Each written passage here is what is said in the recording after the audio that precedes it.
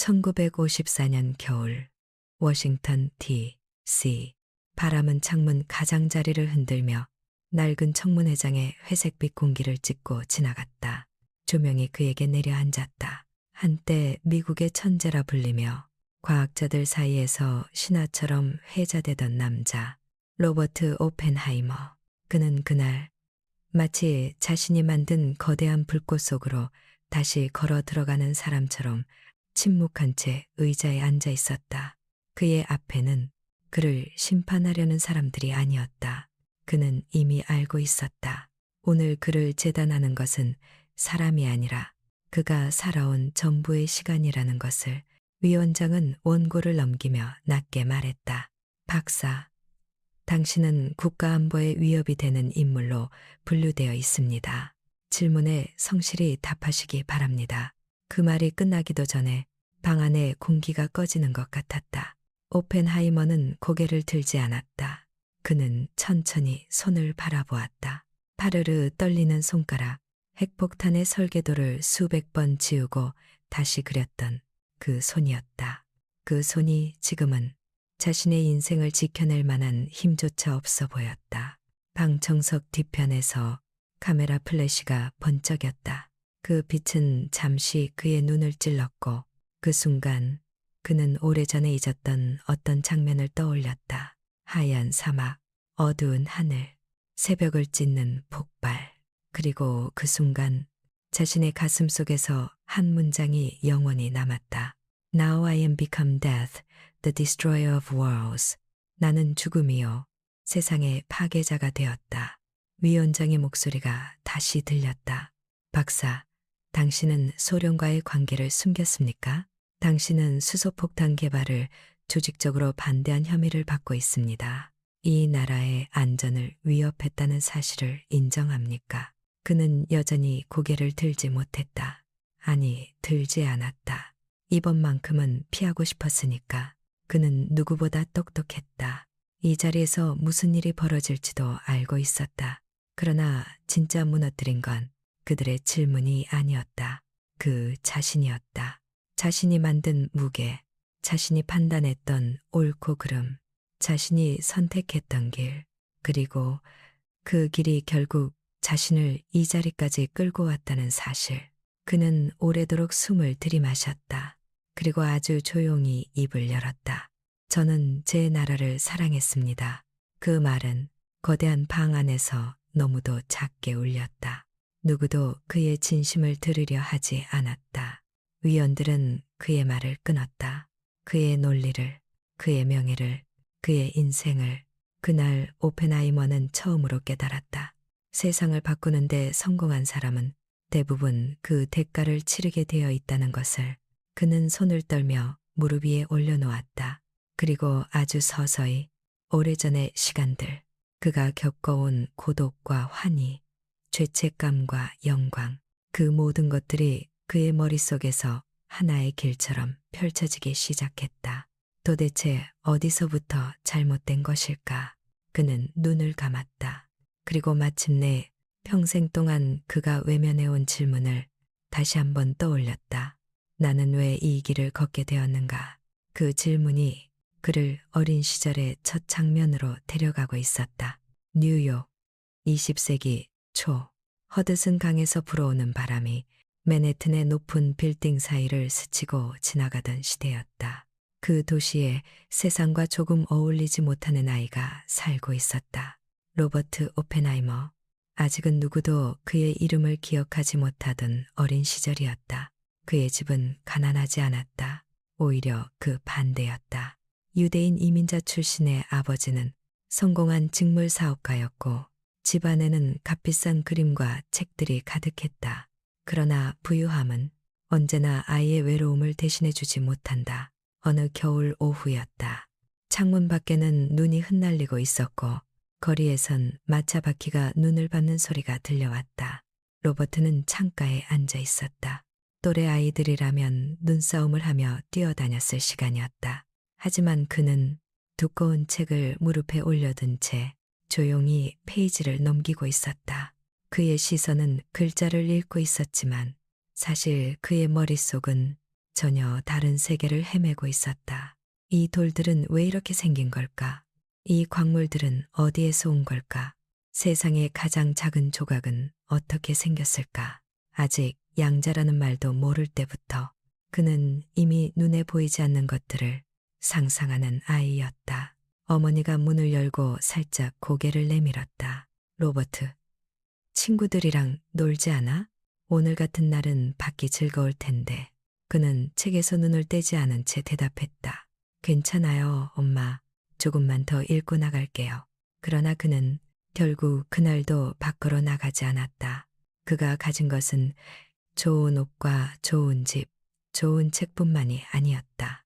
그에겐 항상 따라붙는 하나의 그림자가 있었다. 너는 다르다. 아이들은 그의 말투가 이상하다고 말했다. 선생님은 그가 너무 빨리 진도를 따라간다고 걱정했다. 그는 질문이 많았고 대답을 듣고 나면 언제나 그 다음 질문이 기다리고 있었다. 친구들은 점점 그의 주변에서 멀어져 갔다. 어느 날 학교에서 돌아온 로버트는 식탁에 앉아 저녁을 먹다가 문득 이런 말을 꺼냈다. 아빠, 사람들은 왜 내가 말을 하면 자꾸 피곤해하는 것 같을까요? 아버지는 잠시 숟가락을 멈추고 아들을 바라보았다. 너는 너무 똑똑해서 그래, 로버트. 사람들은 가끔 그런 걸 힘들어하지. 그 말은 칭찬 같았지만 아이에게는 이상한 짐처럼 느껴졌다. 나는 그냥 나일 뿐인데 똑똑하다는 게 왜 사람을 힘들게 하지? 그날 밤 그는 잠들지 못했다. 책상 위에 작은 돌멩이 몇 개를 올려놓고 손전등으로 비춰보며 혼자 중얼거렸다. 너희들은 그냥 돌이 아니야. 너희 안에는 아마도 보이지 않는 어떤 세계가 있을 거야. 아이는 알지 못했다. 훗날 자신이 보이지 않는 세계를 폭발시키는 일을 하게 되리라는 것을.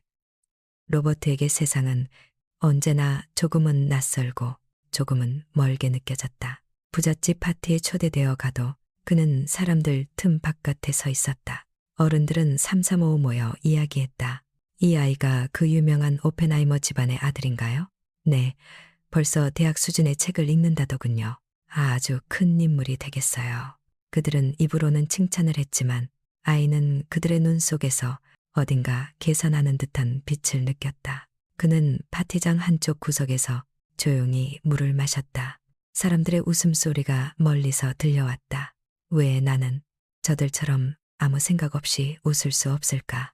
어린 로버트에게 세상은 이미 질문으로 가득 차 있었다. 그리고 그 질문들은 대부분 그를 더 고독하게 만들 뿐이었다. 그의 방에는 놀잇감보다 돌과 책이 더 많았다. 광물 표본 상자, 별자리 지도, 화학실험 키트. 그는 그 작은 세계들을 하나씩 하나씩 분해하며 이해하려 했다. 어느 날 그는 뉴욕 광물학회에 편지를 보냈다. 아직 어린아이였음에도 불구하고 그 편지는 너무도 정중하고 학술적인 어조로 쓰여 있었다. 존경하는 여러분께 저는 광물에 깊은 관심을 가진 학생입니다. 편지를 받은 어른들은 놀랐다. 그 나이에 그런 글을 쓰는 아이가 있다니. 그들은 그를 초대했다. 어린 로버트가 정장 차림으로 그들 앞에 서서 광물에 대해 발표하던 날, 방 안의 어른들은 서로 얼굴을 바라보며 미소 지었다. 저 아이는 정말 비범하군. 그러나 그날 밤 집으로 돌아온 로버트는 전혀 기뻐하지 않았다. 침대에 앉아 옷깃을 풀며 중얼거렸다. 다들 나를 신기한 아이로 보는 것 같아. 나랑 친구가 되고 싶어 하는 사람은 없는 걸까? 그에게 세상은 관찰자와 관찰되는 대상으로 나뉘어 있었다. 그리고 그는 언제나 관찰되는 쪽에 서 있었다. 시간이 지나면서 그의 머리는 더 빨리 돌아갔다. 하지만 마음은 그 속도를 따라가지 못했다. 선생님은 그를 한 학년 위로 올리자고 제안했다. 그러나 그 결정은 그의 고독을 더 깊게 만들 뿐이었다. 교실의 책상들 사이에서 그는 늘 한 칸 떨어져 앉아 있었다. 수업이 끝나면 다른 학생들은 농담을 주고받으며 교실을 나갔다. 그는 노트를 가방에 넣고 조용히 복도를 걸었다. 창문 밖으로 노을이 번지고 있었다. 나는 저 빛의 구조를 알고 싶다. 그는 생각했다. 저 빛이, 저 색이 어떻게 가능한지. 세상의 모든 현상 뒤에는 반드시 어떤 질서가 숨어 있을 거야. 그의 마음속에는 점점 한 가지 확신이 생겨났다. 나는 이 세계의 가장 깊은 구조를 알아내고 싶다. 그러나 그 확신 옆에는 또 다른 문장이 조용히 자리 잡고 있었다. 그리고 아마 그 길의 끝에는 누구와도 함께 설 수 없는 어떤 지점이 있을 것이다. 그는 아직 그것이 천재의 고독이라는 이름을 가진 운명임을 완전히 알지 못했다. 다만 그 길을 걷지 않으면 자신이 아닐 것 같다는 사실만 또렷하게 알고 있었다. 그의 어린 시절은 사고스카 놀이였던 시간이었다. 다른 아이들이 공을 차고 있을 때 그는 원자의 모양을 상상했다. 다른 아이들이 장난을 칠 때 그는 책 속에서 우주의 구조를 그려보았다. 주변 사람들은 말했다. 저 아이는 언젠가 큰 과학자가 될 거야. 세상을 바꿀지도 몰라. 그러나 아무도 묻지 않았다. 그 길이 얼마나 외로운지 그 아이에게 괜찮겠냐고. 훗날 그는 한 친구에게 이렇게 말한 적이 있다. 나는 어릴 때부터 사람보다 생각과 더 잘 지냈어. 그 말은 농담처럼 들렸지만 사실은 그의 전 생애를 요약한 문장이었다. 어린 오펜하이머의 방, 창문을 통해 들어오던 회색빛 뉴욕의 겨울. 그곳이 바로 그가 처음으로 들어간 고독이라는 실험실이었다. 그곳에서 그는 세상을 해부하는 법을 배웠다. 그러나 동시에 자신의 마음을 고립시키는 법도 함께 배우고 있었다. 그의 인생에서 이 두 가지는 결코 떨어지지 않게 된다. 케임브리지, 비가 내리는 영국의 겨울은 뉴욕의 겨울과는 전혀 다른 종류의 고독을 품고 있었다. 로버트 오펜하이머가 이곳에 처음 도착했을 때 그는 이미 미국에서 천재 소년으로 이름이 퍼져 있었다. 하지만 천재라는 말은 새로운 세계에 들어선 그의 어깨 위에서 점점 더 무거운 짐이 되어갔다. 케임브리지의 공기는 차갑고 건조했다. 그리고 그 속에서 그는 자신이 미국에서만 천재였다는 사실을 깨닫기 시작했다. 이곳에는 그보다 더 빠르게 계산하고 그보다 더 깊이 질문하고 그보다 더 신랄하게 토론하는 사람들이 있었다. 젊은 오펜하이머는 처음으로 뒤처지는 느낌을 맛봤다. 그리고 그 감정은 그의 신경을 조용하고 점진적으로 갉아먹었다. 그는 실험실에서 유난히 서툴렀다.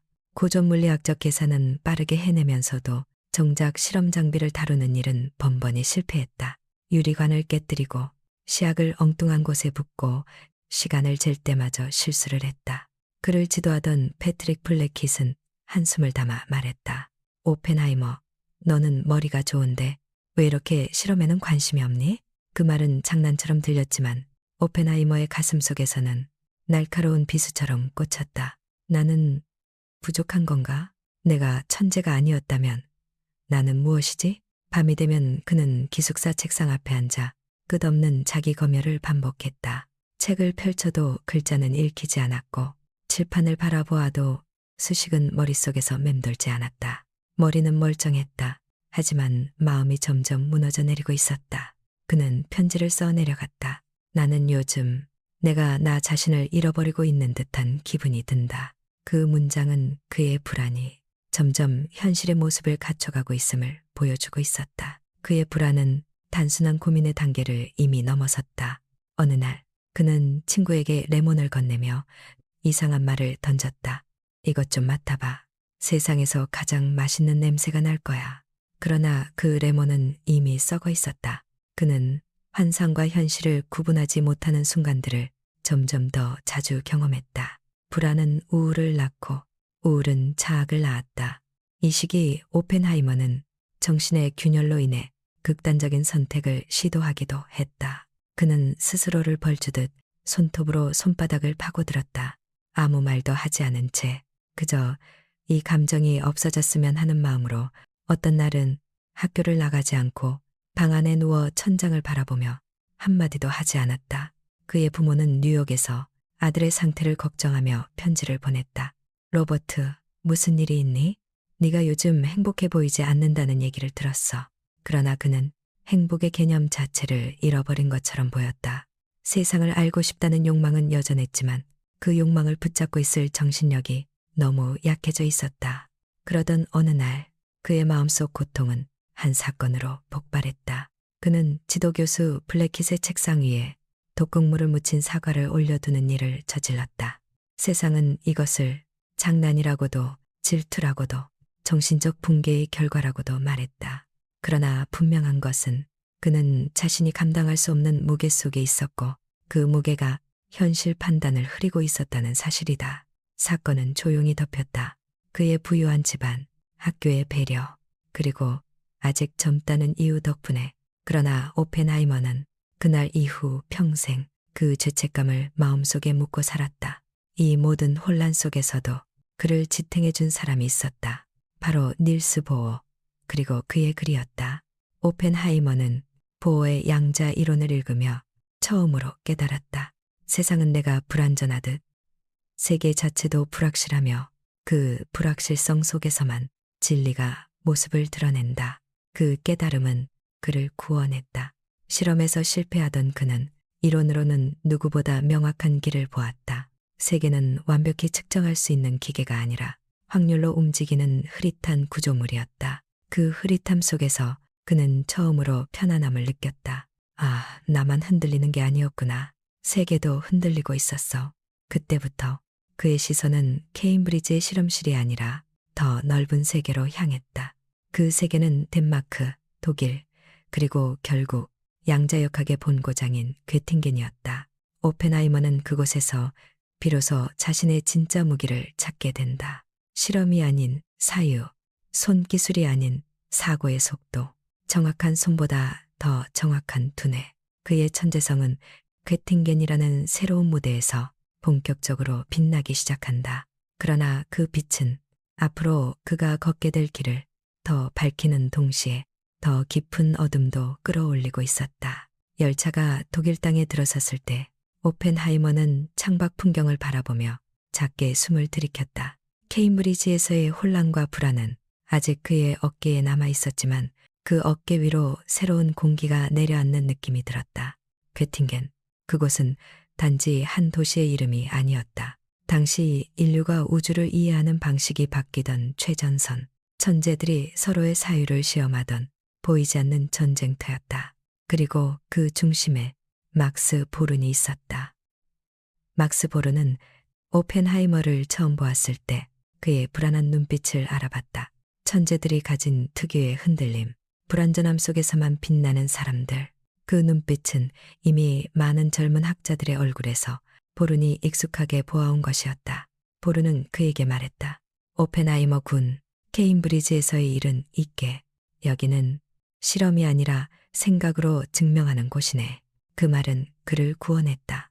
그가 오래도록 찾던 자신이 있어야 할 자리가 눈앞에 펼쳐지는 순간이었다. 괴팅겐의 수업은 폭풍 같았다. 지금까지 한 번도 본 적 없는 개념들이 칠판 위에 자유롭게 춤을 췄다. 불확정성, 행렬역학, 파동함수, 스핀.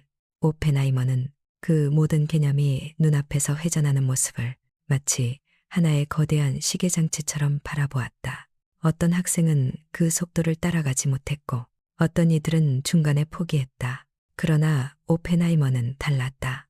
수업이 끝나면 다른 학생들이 교실 밖으로 나가던 그 순간 그는 칠판 앞으로 걸어가 남아있는 수식의 조각을 하나씩 바라보았다.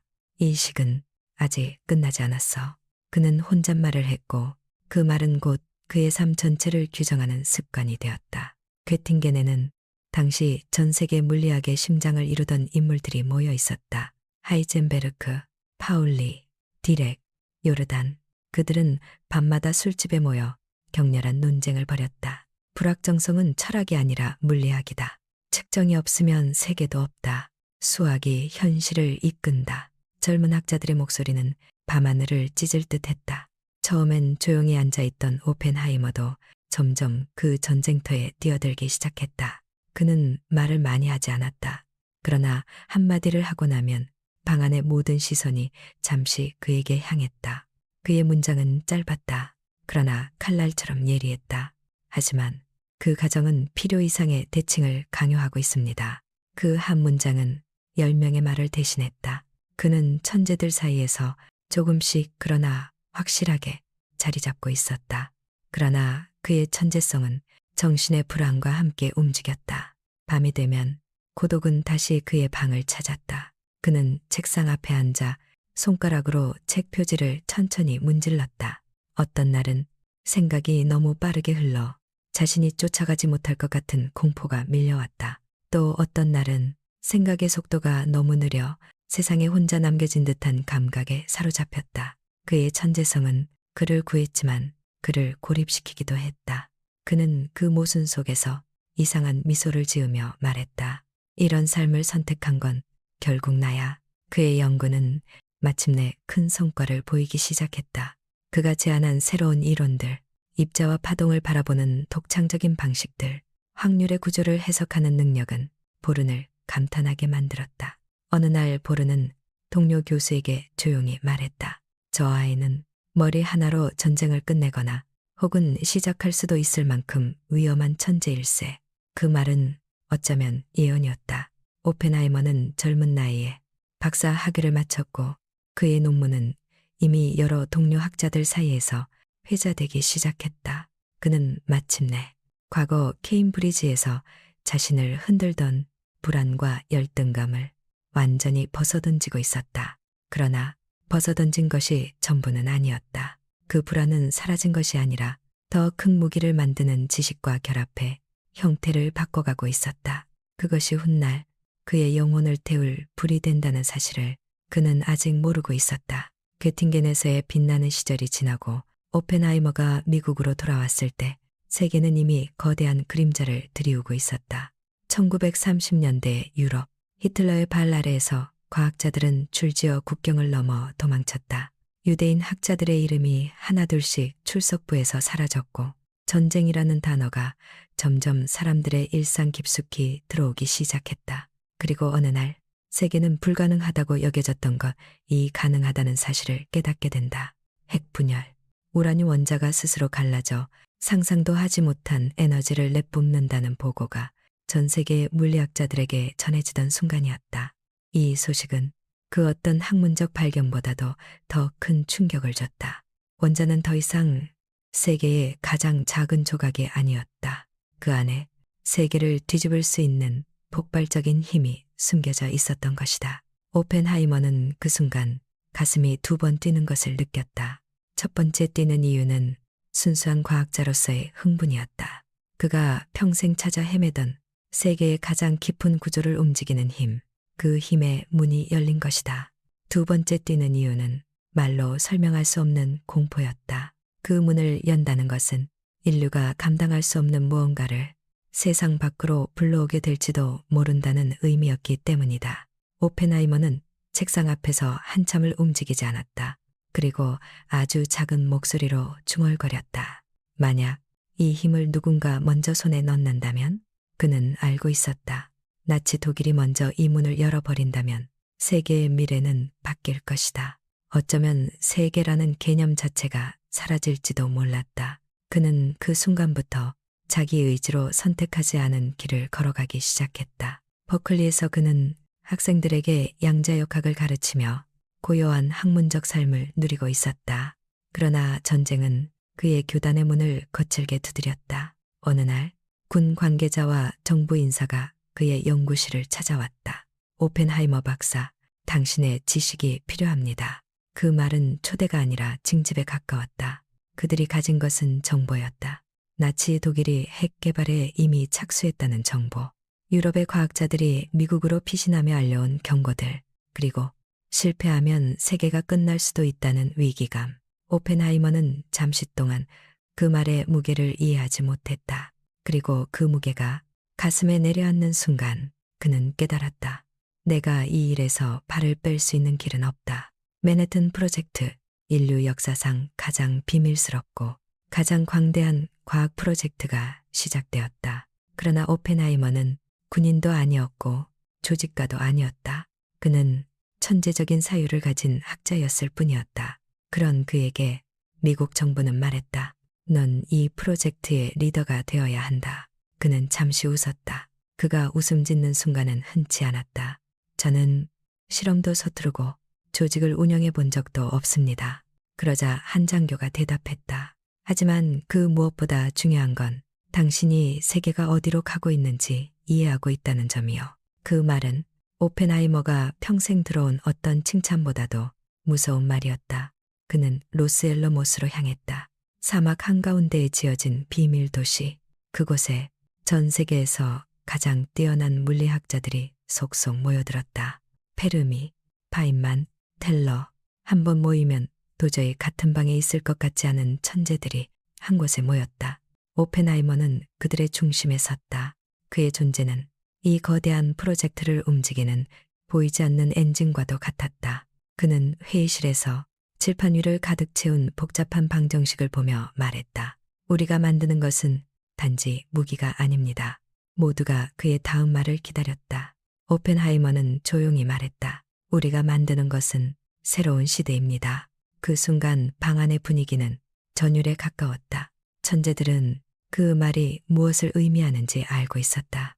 그들은 신의 불을 훔치는 일에 뛰어드는 중이었다. 오펜하이머는 이 프로젝트에서 자신이 처음으로 리더가 되어감을 느꼈다. 학생들은 그를 따랐다. 동료들은 그에게 영감을 받았다. 천재들은 그에게 존경을 보냈다. 그러나 그들이 보지 못한 것이 있었다. 밤마다 숙소로 돌아온 오펜하이머는 침대에 누워 천장을 바라보며 이 질문을 반복했다. 우리가 이 일을 왜 하고 있는가? 이 힘을 내가 우리가 감당할 수 있는가? 우리가 세계를 지키는가? 아니면 부수는가? 그는 누구보다 전쟁을 막기 위해 이 일을 한다고 믿고 싶었다. 그러나 마음 한편에서는 그 믿음이 너무 희미해서 손에 잡히지 않는 날이 있었다. 움직이는 숫자, 새로운 이론, 계산 속에서 발견한 진실들. 그 모든 것이 그의 지성을 흥분시키면서도 영혼을 짓누르고 있었다. 그러나 그는 결국 이 길을 멈추지 못했다. 왜냐하면 그는 어릴 때부터 알고 있었다. 세상의 가장 깊은 구조를 알고 싶다. 그 길의 끝에 무엇이 있든 그는 발걸음을 멈추지 않는 사람이었다. 그리고 그 끝이 앞으로 인류가 결코 피할 수 없는 폭발의 시대라는 사실도 그는 조금씩 알아가고 있었다. 1945년 7월 16일 새벽 뉴멕시코의 사막은 아직 아무도 모르는 거대한 운명의 무게를 짊어지고 있었다. 바람은 잠잠했고 하늘은 끝없이 어두웠으며 사막의 모래는 그날 일어날 일을 알고 있다는 듯 침묵으로 깔려 있었다. 오펜하이머는 검은 외투깃을 잡고 조용히 걸었다. 새벽 5시가 가까워지자 사람들의 숨소리조차 세계의 결말을 앞둔 듯 미세하게 떨리고 있었다. 그는 먼 발치에서 그것을 바라보았다. 수십 년의 지식, 수천 명의 노동, 인류가 처음으로 이해한 우주의 비밀이 철골 구조물 위에서 잠든 짐승처럼 도사리고 있었다. 그것은 폭탄이 아니었다. 하나의 세계였다. 그들의 손으로 만든 그들조차 감당할 수 없는 세계. 오펜하이머는 그날의 몇 시간을 오늘까지도 정확히 기억하고 있었다. 누군가가 그에게 물었다. 박사, 준비되셨습니까? 그는 대답하지 않았다. 그는 그 질문의 의미를 너무도 잘 알고 있었다. 준비라는 말은 과학자가 하는 말이 아니었다. 신의 불을 움직일 준비가 되었는가? 그걸 묻는 말이었다. 그리고 아무도 그 질문에 답할 수 없었다. 그는 어둠 속에서 고개를 들어 하늘을 바라보았다. 자신이 어릴 때부터 수없이 바라보고 수없이 질문하던 하늘, 원자가 어떤 구조로 이루어져 있는지, 세계는 왜 존재하는지, 그 모든 질문이 오늘 밤 한 가지의 형태로 수렴되고 있었다. 이 힘을 우리가 열어도 되는가? 그는 속으로 물었다. 그러나 대답은 오지 않았다. 세계는 아직 말할 준비가 되어 있지 않았다. 새벽 5시 29분 45초 모든 이가 숨을 멈췄다.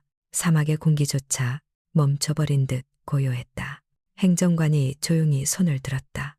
찌러 순간 세상은 사라졌다. 빛은 폭발이 아니라 창조에 가까웠다. 빛은 폭탄이 아니라 작은 태양 그 자체였다. 하늘이 찢어지고 색을 잃고 사막이 존재하던 형태를 잊어버릴 만큼 강렬한 광구가 솟구쳤다. 그 빛은 눈으로 볼 수 있는 형태의 것이 아니었다. 그 빛은 감당할 수 없음이라는 감각에 가까웠다. 오펜하이머는 그 순간 말 그대로 존재의 감각을 잃었다. 그는 폭발을 보고 있지 않았다. 폭발이 그를 보고 있는 것 같았다. 빛이 사라진 뒤에도 그의 귓가에는 아무 소리도 들리지 않았다.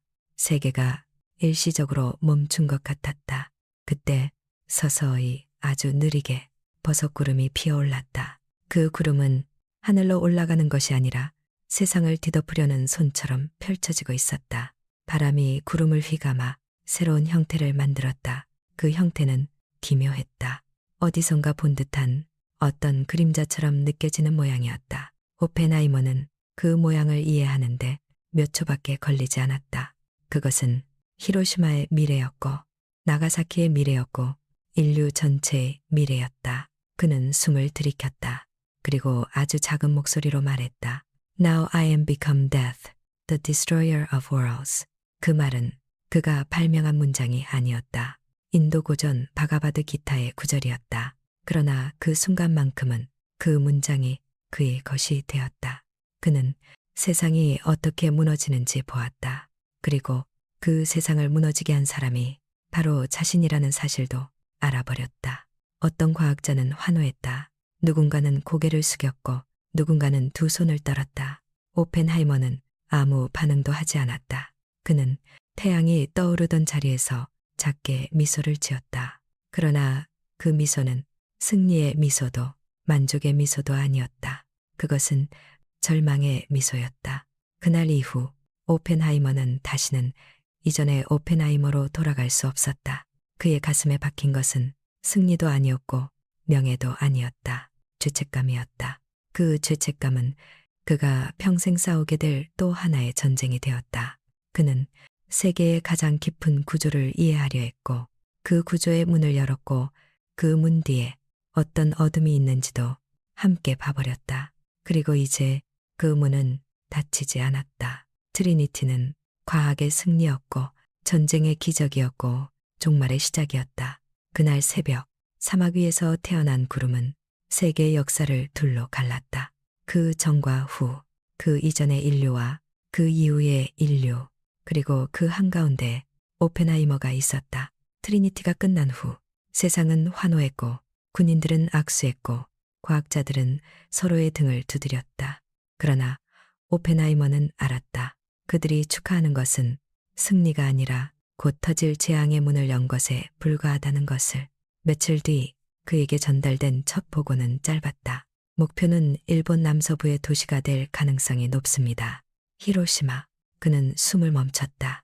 히로시마라는 단어는 그에게 도시의 이름이 아니었다. 그것은 자신의 양심이 무너져 내릴 장소의 이름이었다. 1945년 8월 6일 오전 8시 15분 세상이 갈라지는 소리도 없이 히로시마의 하늘은 찢겨나갔다.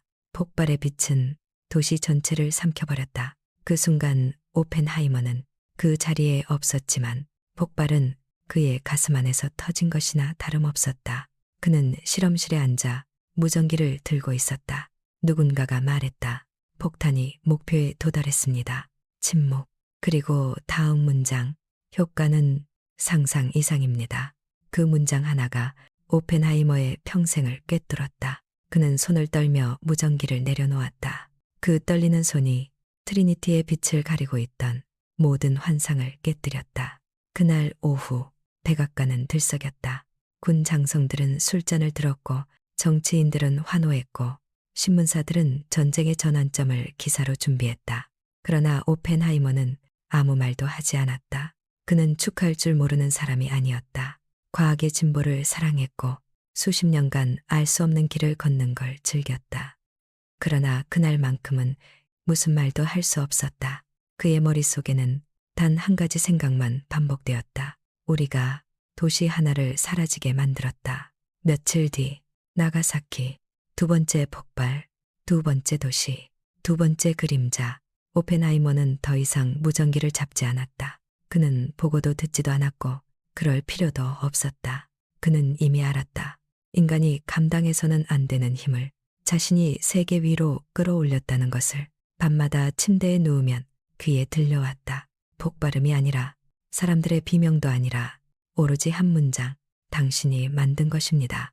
그 문장은 누가 말한 것도 아니었고 문서에 적힌 것도 아니었으며 기억 속 목소리도 아니었다. 그 문장은 그의 양심이었다. 그의 양심이 그에게 칼을 들이대고 있었다. 전쟁은 곧 끝났다. 일본이 항복했고 세상은 마침내 평화를 얻었다고 믿었다. 그러나 오펜하이머에게 평화는 오지 않았다. 그에게는 전쟁이 이제 시작이었다. 자신과의 전쟁, 빛과 그림자의 전쟁, 그가 만든 세계와 그가 파괴한 세계의 전쟁. 그는 밤마다 트리니티의 불빛이 눈앞에서 다시 폭발하는 것을 보았다. 그리고 그 불빛 뒤에서 사막이 아니라 히로시마의 거리들이 녹아내리는 장면이 겹쳐 보였다. 그는 자신이 만든 것을 사랑할 수도 없었고 미워할 수도 없었다. 그는 세계의 구조를 이해하고 싶어 했을 뿐이었다. 그러나 그 구조 속에 인간의 불완전함이, 정치의 폭력성이, 역사의 어둠이 숨어 있었을 줄은 그는 몰랐다. 어느 날 그는 동료에게 조용히 말했다. 우리는 과학을 발전시킨 것이 아니라 폭력의 형태를 바꾼 것일지도 모릅니다. 그 문장은 그가 선택한 길이 더 이상 과학의 길이 아니라는 사실을 그 스스로 인정한 순간이었다. 그가 히로시마의 소식을 들으며 느낀 감정은 단순한 죄책감이 아니었다.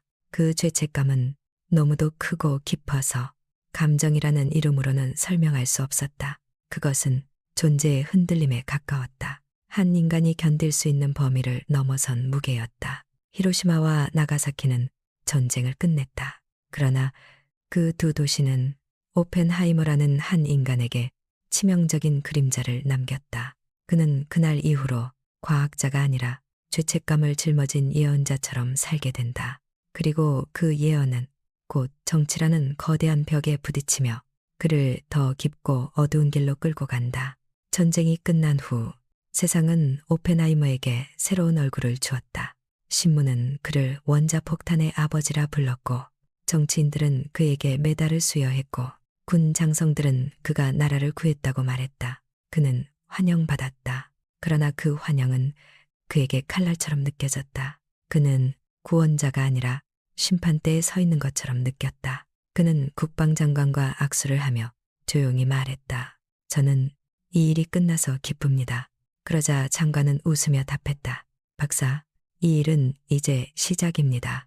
그 말은 농담처럼 들렸지만 오펜하이머에게는 예언처럼 들렸다.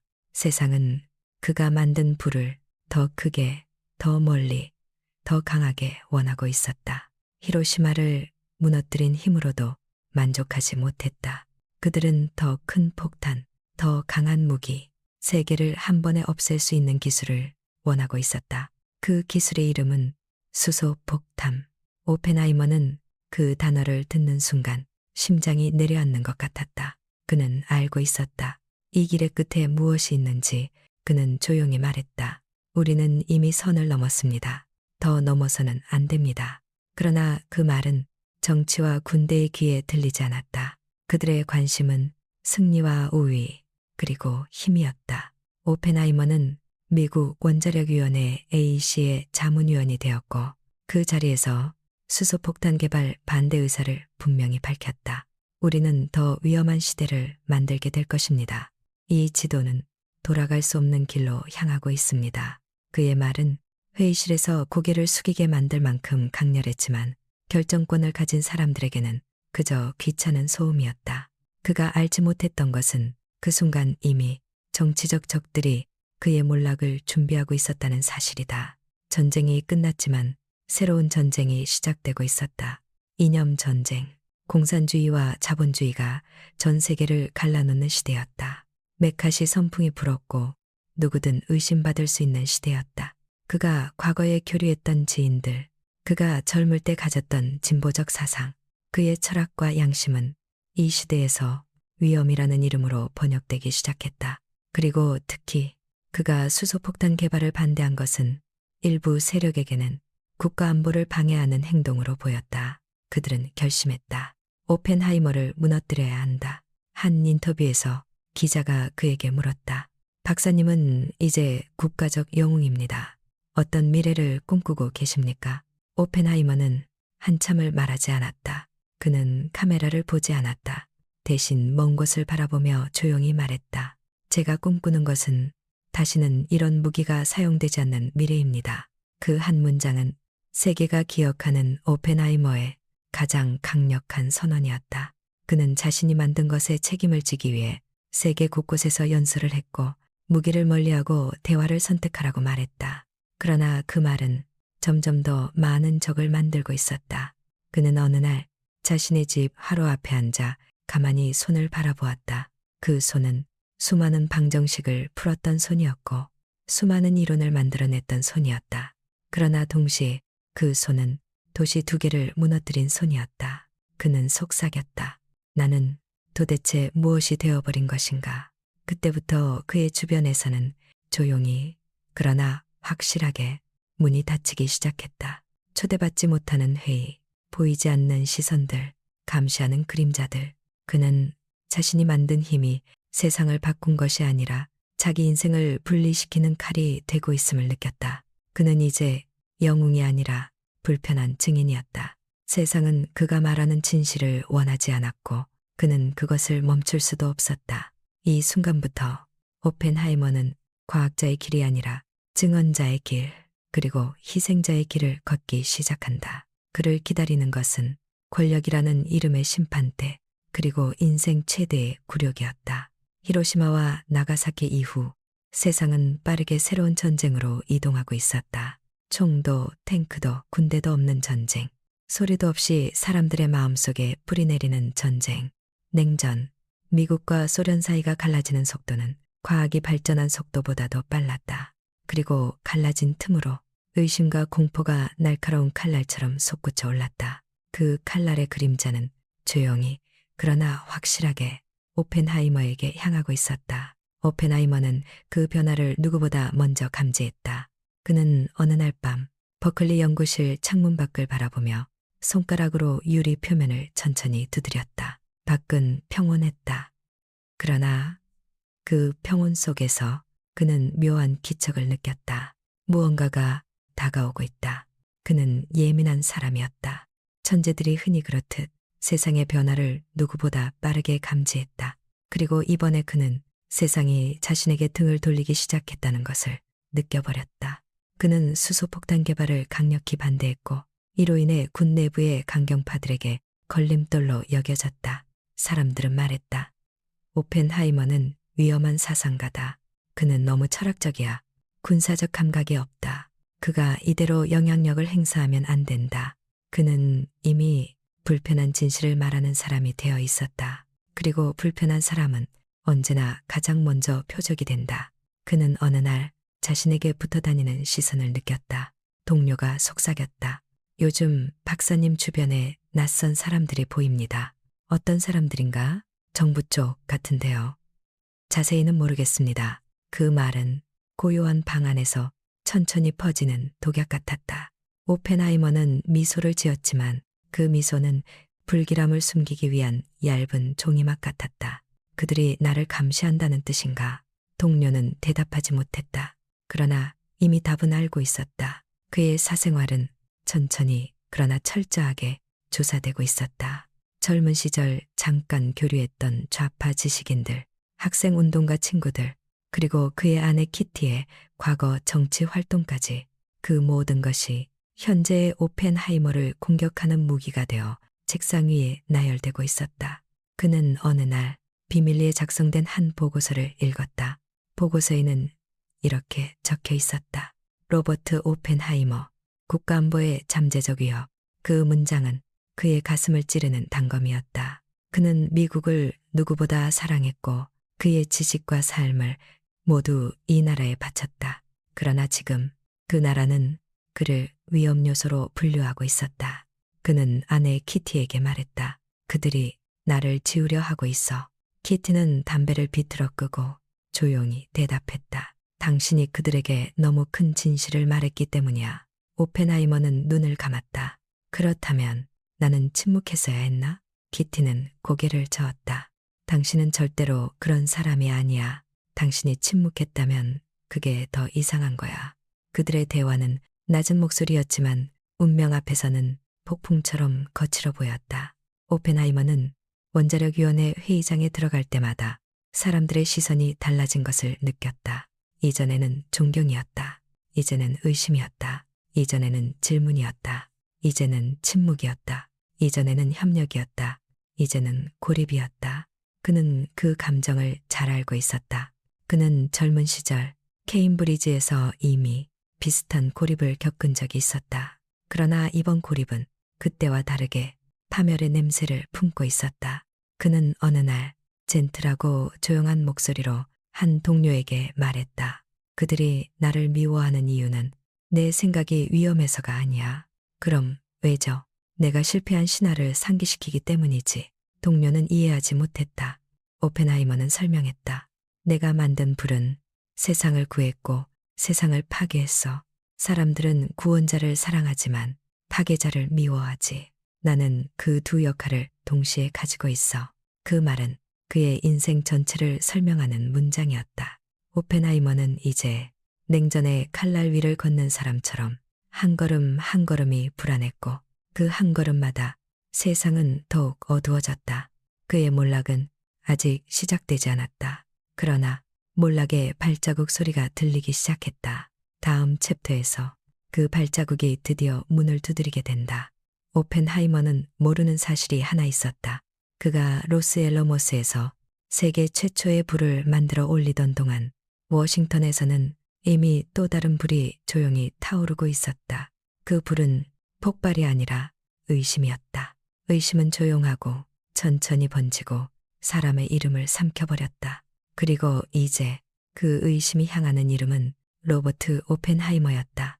오펜하이머의 주변에서는 이상한 일들이 벌어지기 시작했다. 오래전 지인에게서 연락이 끊겼고 작은 파티에 초대받지 못했고 강연 요청이 줄어들었다. 겉으로는 아무 일도 없었지만 그는 알 수 있었다. 세상이 나를 조용히 지우고 있다. 이 느낌은 단순한 피해망상이 아니었다. 실제로 그는 감시받고 있었다. 1953년 미국 정부는 오펜하이머에 대한 대규모 비밀 조사를 착수했다. 조사는 조용하고도 음침했다. 그의 전화는 도청되었고 그의 동료들은 인터뷰를 강요받았으며 그의 가족조차 감시 대상이 되었다. 그들은 그의 과거 연인들을 찾아갔고 젊은 시절 그가 지지했던 진보적 모임들을 조사했고 그가 했던 수많은 강연과 편지를 뒤졌다. 그리고 모든 내용은 한 가지 결론을 향해 다듬어졌다. 오펜하이머는 믿을 수 없다. 사실이 아니라 프레임이었다.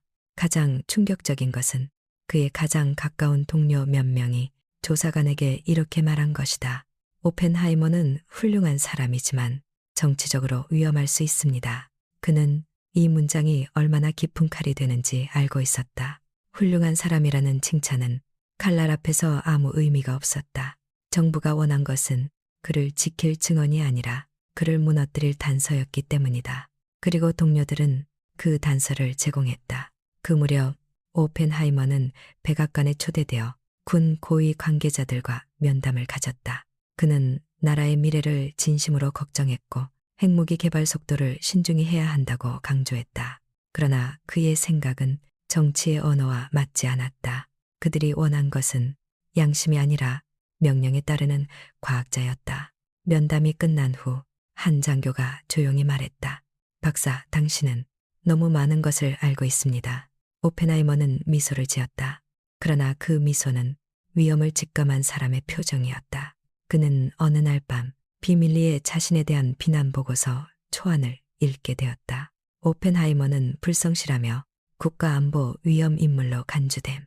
그 보고서에는 그의 동료들이 한 말도 적혀 있었다. 그는 페이지를 넘기다가 한 문장 앞에서 멈췄다. 그는 과학적으로는 천재이나 정치적으로는 어린아이 같은 판단을 한다. 그 문장은 폭탄보다 더 큰 충격이었다. 세계의 구조를 누구보다 깊이 이해했던 그를 어린아이라고 부르다니. 그러나 그는 그 문장의 깊은 의미를 이해했다. 그들이 말한 어린아이란 권력 앞에서 고개 숙이지 않는 사람을 의미했다. 그의 주변 사람들은 그가 위태로운 길 위에 서 있다는 것을 알고 있었다. 어느 날 한 동료가 그에게 말했다. 로버트, 지금은 진실을 말하는 시대가 아니야. 그러나 오펜하이머는 고개를 저었다. 그렇다면 누가 진실을 말하지? 동료는 대답하지 못했다. 오펜하이머는 조용히 말을 이었다. 내가 침묵하면 나는 내가 만든 세상을 내 손으로 더 어둡게 만드는 겁니다. 그 말은 그가 왜 파멸을 향해 걸어갔는지를 보여주는 문장이었다. 그는 살기 위해 침묵하는 선택을 할 수 없었다. 그는 과학자였고 사상가였고 양심을 버릴 수 없는 사람이었다. 그리고 바로 그 이유 때문에 그는 공격받았다. 그가 모르는 사이 심판의 문은 이미 열리고 있었다. 그리고 곧 그 문은 그의 이름을 불러낼 것이다. 1954년 봄, 워싱턴의 공기는 이미 뜨겁게 달아올라 있었다. 꽃이 피기도 전에 정치적 광기와 공포가 거리 전체를 감싸고 있었다. 그리고 그 한가운데 조용히 걸어 들어오는 한 남자가 있었다. 로버트 오펜하이머. 그는 검은 정장을 갖춰 입었지만 옷깃 아래로 보이는 그의 표정은 이미 피곤과 체념이 뒤섞여 있었다. 그는 알고 있었다. 오늘 들어갈 문은 정보위원회도 자문기구도 과학적 토론의 자리가 아니었다. 그 문은 자신을 파괴하기 위해 준비된 무대였다. 청문회장은 지나치게 밝은 조명과 차갑게 말을 던지는 사람들로 가득했다. 위원장이 말했다.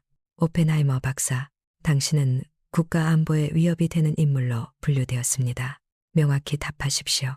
당신은 미국을 배신했습니까? 그 질문은 그가 히로시마 이후 매일 밤 듣던 목소리와 이상하리만큼 닮아 있었다. 오펜하이머는 천천히 고개를 들었다. 저는 이 나라를 사랑해왔습니다. 그의 대답은 담담했지만 청문회장은 그 진심을 들을 마음이 없었다. 그들에겐 이미 결론이 있었다. 청문회는 진실을 묻는 자리가 아니라 진실을 왜곡하기 위한 연극이었다. 질문들은 점점 더 날카롭고 잔인해졌다. 당신은 공산주의자들과 교류했죠.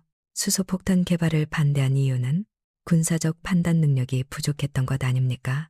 나라를 위험에 빠뜨리려 했습니까? 오펜하이머는 답하려 했지만 그의 대답은 매번 끊겼다.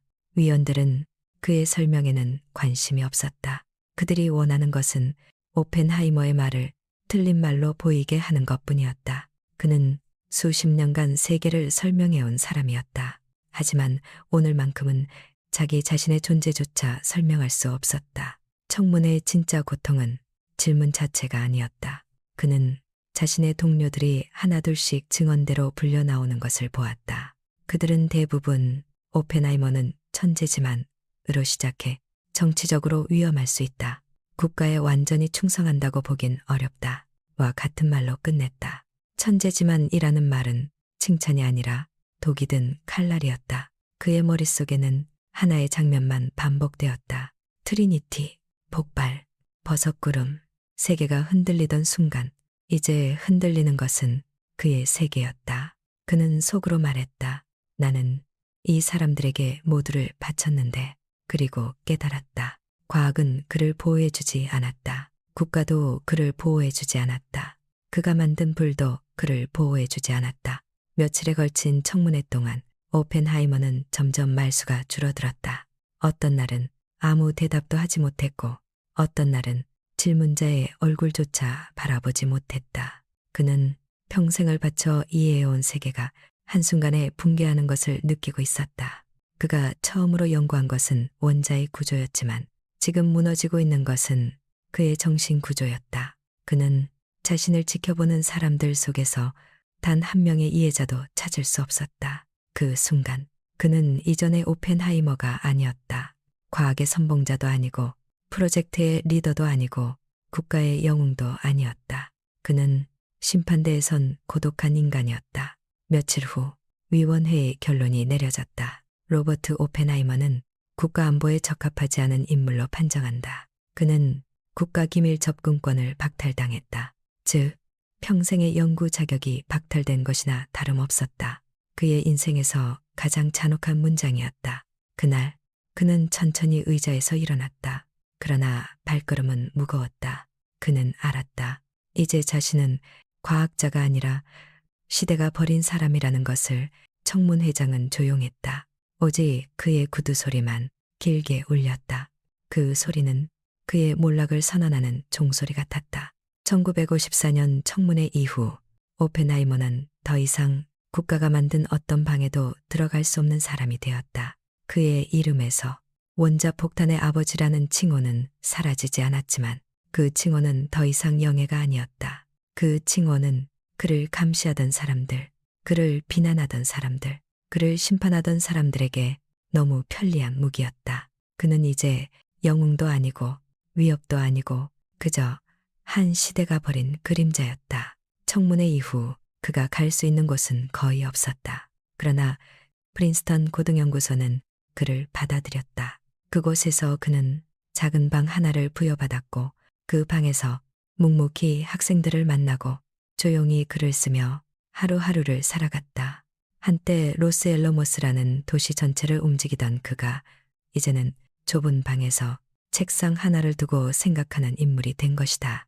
그러나 이상하게도 그 방 안에는 평온함이 있었다. 아무도 그에게 명령하지 않았고 아무도 그의 생각을 통제하지 않았고 아무도 그의 양심을 재단하지 않았다.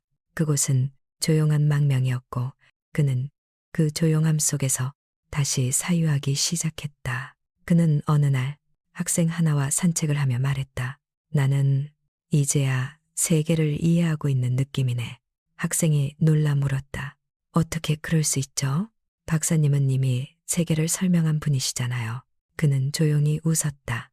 세계는 설명하려는 순간 멀어지고 내려놓는 순간 가까워지는 것일지도 모르네. 그 말은 평생을 지식으로 싸우던 인간이 마침내 평화라는 단어를 다른 방식으로 정의했다는 뜻이었다. 그는 이제 정답을 갖고 싶어 하지 않았다. 그는 정답이 무엇인지 묻는 방식 자체를 되돌아보고 있었다. 프린스턴 시절 오펜하이머는 종종 명확한 문장들을 남겼다. 그 문장들은 그가 평생 레슬드 했던 질문들의 잔향과 같았다. 그는 말했다. 우리는 세상을 파괴한 것이 아니라 세상이 이미 가지고 있던 힘을 드러냈을 뿐이다. 또 말했다. 과학은 진보하지만 인간이 진보한다는 보장은 없다. 그리고 마지막으로 말했다. 나는 죄책감을 느낀다. 그러나 그 죄책감이 나를 죽이지 않았다는 사실에 더 죄책감을 느낀다. 그 문장들은 그의 인생을 요약하는 고백이었다.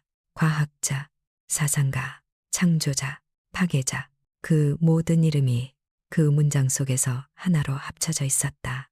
1960년대가 들어서며 세상은 서서히 오펜하이머에 대한 평가를 다시 하기 시작했다. 그는 대학에서 강연 요청을 받았고 학회에서도 초청을 받았다. 심지어 정부는 몇 년 뒤 그에게 상을 수여하며 늦은 사과의 뜻을 전달했다. 그러나 오펜하이머는 그 어떤 화해에도 완전히 웃지 않았다. 그의 눈에는 언제나 슬픔과 체념이 섞여 있었다. 그는 이해하고 있었다.